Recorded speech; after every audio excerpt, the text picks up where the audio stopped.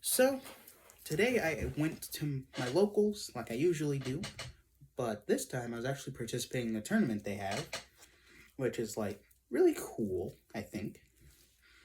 I've never participated in a tournament. I've only ever played Master Duel, and so, and I've been building this deck since at least July, and I'm just going to talk about how it went because I think it's very interesting to talk about. So the deck I decided to build, I'm going to show the entire, I might show the entire deck, but basically the main deck I built was Labyrinth on a budget. I don't have all of the Mega Supreme, very expensive cards. And then some I just don't have the cheap ones either sometimes. But I was able to get a bunch of stuff for Labyrinth. I have basically everything you need for a Labyrinth deck and more. Your trap cards, all the like. So I started building Labyrinth in July 14th physically because I had Labyrinth on Master Duel, which is the main version I play, and it's my favorite deck. So obviously, I'm going to build it physically. So, how do I go from here? So when I got there, bought the boxes, opened them, got a bunch of Labyrinth cards, and then I bought the rest, and I started building. I went to locals to watch other people play. I did more experience with Labyrinth on Master Duel. Granted, it doesn't help too much because they're, different formats. But it's good to just get practice with the deck anyway. So, yeah, I just watched people play and got advice from them. And they're all really helpful and very welcoming. So I'm very thankful for that. So, yeah, it was very fun just watching, but today I was participating. And so, because I finally felt confident enough in the deck I built. It didn't have everything, but it did have stuff. Stuff that I really think would help, at least starting out. Now for main deck, you got your regular trap, you got your trap cards, you got your karma cannons, your D barriers, your welcomes, your big welcomes, your imperms, all that important stuff. And for side deck, you got your other stuff like evenly, roll, stuff like that. And I decided to add in something with a little flavor. I know it's probably not good because it doesn't do, but I think for side decking, like normally in Master Duel I would never play this, but with side decking, because I don't actually have to put it in my deck and then just play with it. Contact C. This card, while granted it only came up like once in a duel and where it actually took effect, it basically really helped me win that game. Now let's talk about how the matches went. So I'm not going to go too in-depth with them because I might have that dementia, But for my first game, it was Gold Pride,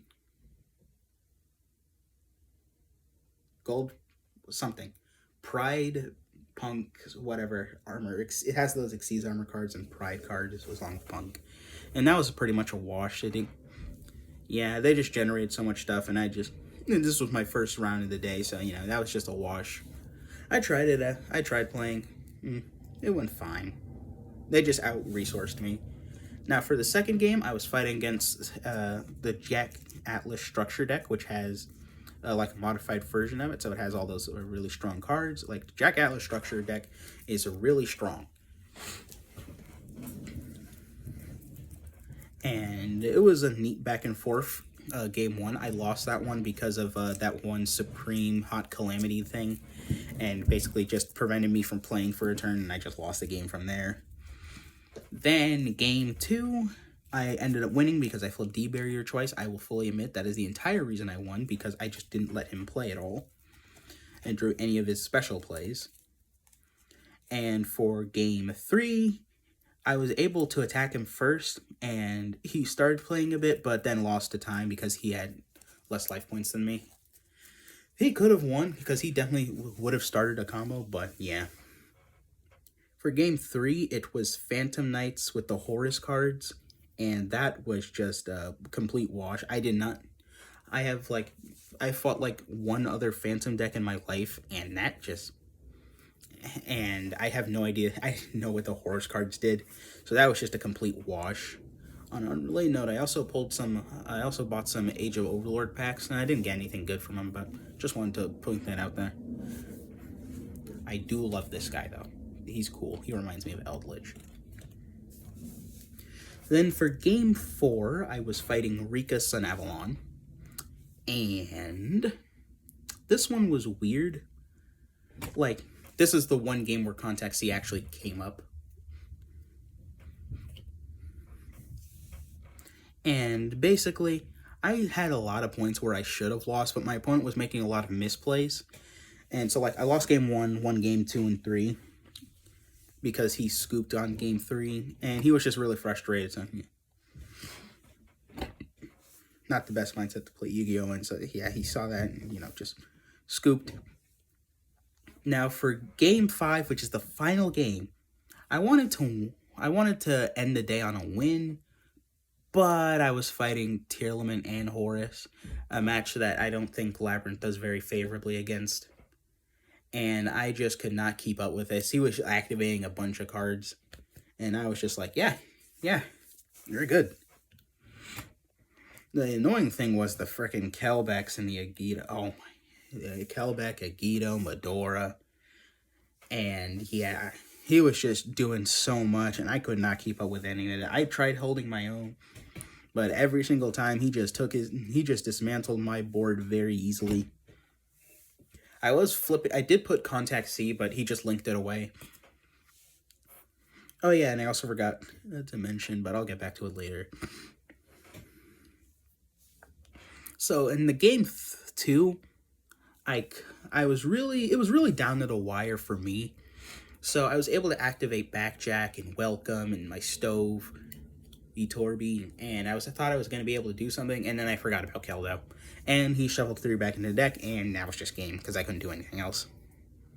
So that's 2-3. So overall, I think I did pretty well. One of the main things I think that was losing me games is, where is he? Where is one of my Lord of the Heavenly Prisons?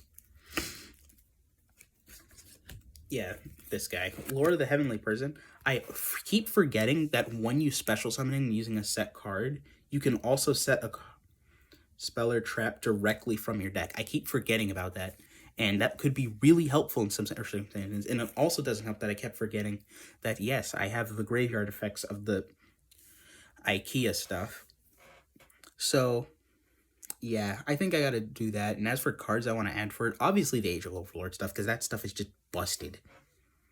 Like the new Labyrinth card, Arius, that seems really good. Then that Xyz monster with like 2900 attack, Typhon I think it's called.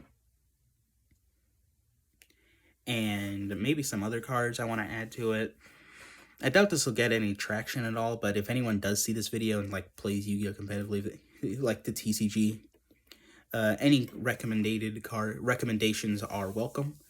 And yeah, that's how it went.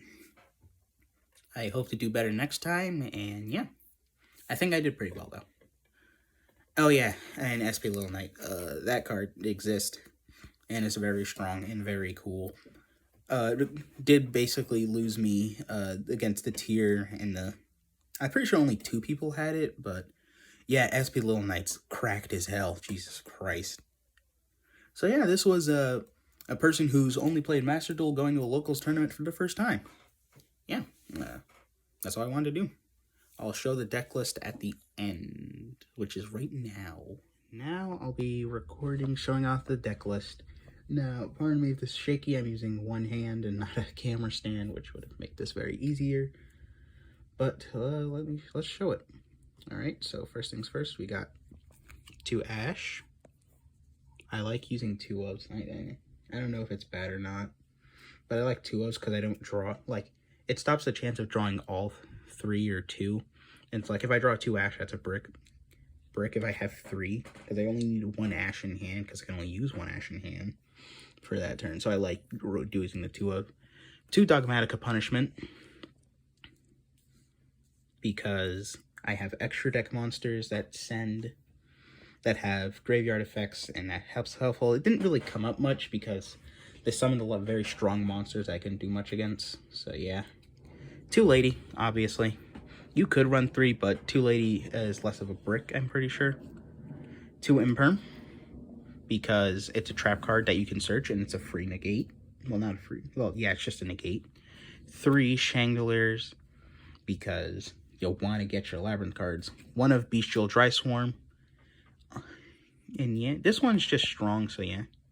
And it has a graveyard effect if it's sent there. 1 Erad. It's just a search, and it can destroy and win games.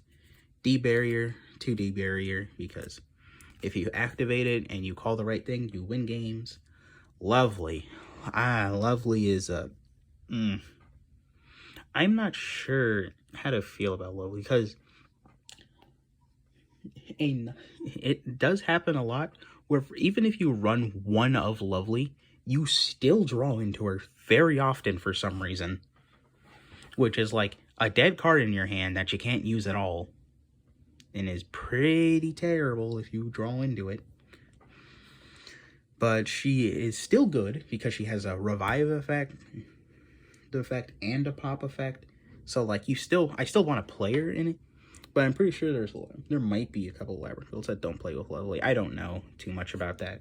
Next up, we got 1 of Kashtira Unicorn. This would be a Fenrir if I could afford Fenrir. I don't know what the price of Fenrir is right now, but when I last checked, it was pretty high, and Unicorn was at literally $1. 1 Ice Dragon's Prison, basically free banish. Labyrinth, the field spell. And this didn't come up with often. It was a 1 of, so yeah.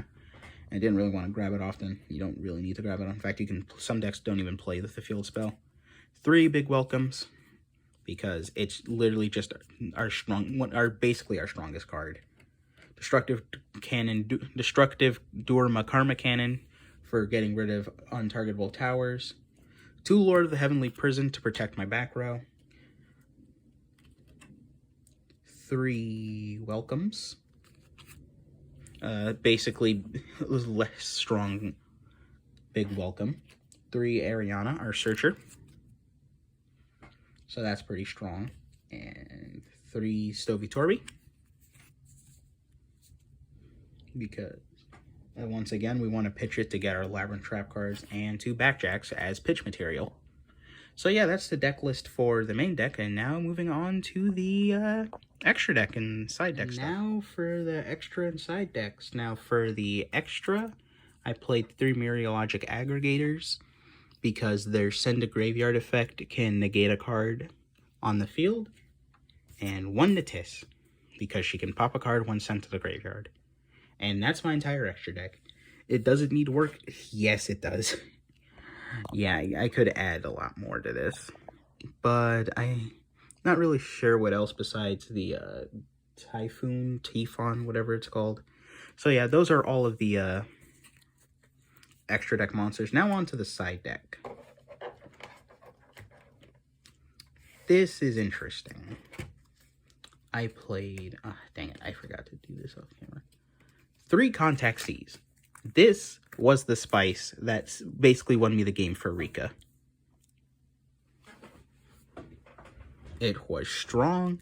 Well, not really strong. It was more of very situational as hell, and it only won because my opponent made misplays. But yeah, Contact C, it definitely stopped him from playing for a bit. So yeah, I like Contact C.